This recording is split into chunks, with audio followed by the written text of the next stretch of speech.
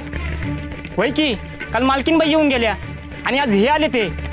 ये बाबा, अरे ह्या गंगीने नक्की केले तरी काय? जय नागोजी बाबा, जय नागोजी बाबा, जय नागोजी बाबा. जय नागोजी बाबा.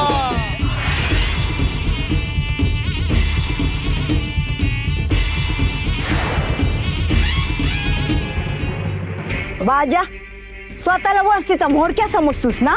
हा, मग एवढ्या तेवढ्या कारणावरून तुझ्या बुडाला आग कशाला लागती? अरे एवढा कशाला टाना टाना उडतू यास? ये डोकरे, कळतं का नाही तुला? स्वतः बाबाजी आपल्या वस्तीत यायलेत. अरे एवढा मोठा माणूस आणि आपल्या वस्तीत. मग एवढा फुरफुरतोस कशा पायी? एक इगीत सांगून ठेवते तुला, नीट ऐकून ठेव. काय? अरे ही मोठी माणसं आपल्या वस्तीत अचानक येतात ना, तेव्हा ती काय आपल्या भल्यासाठी येत नाहीत. काल ती मालकीनबाई आली, आज यो बाबाजी येतोय. म्हणजे त्यांचं शेपूट नक्की कुठल्या तरी फटीत अडकलंय, समजून जा. शंकर्या, तू न ग घोर लावून घेऊस, म्या तुझ्या बरोबर आहे.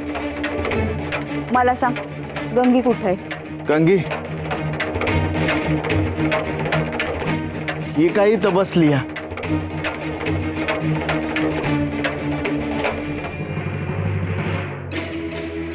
सासू काकू, अहो तुम्ही का भांडी घासताय? मग कोण घासणार?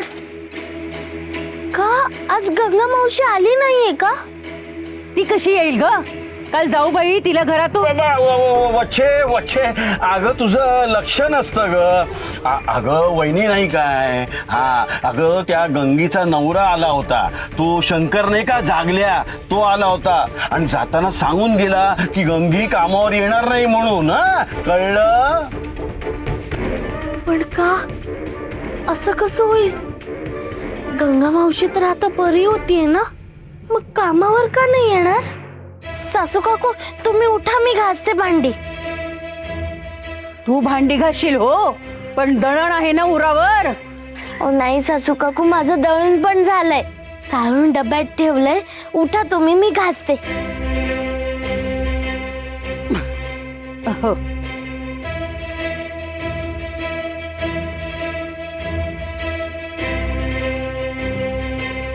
आज गंगा मावशी आली नाहीये का? गंगा मावशी ती आली कशी येईल ग? काल जाऊ बाई तिला घरातून. काल जाऊ बाई तिला घरातून. वच्छे अगं तुझं लक्ष नसतं ग. अगं वहिनी नाही काय त्या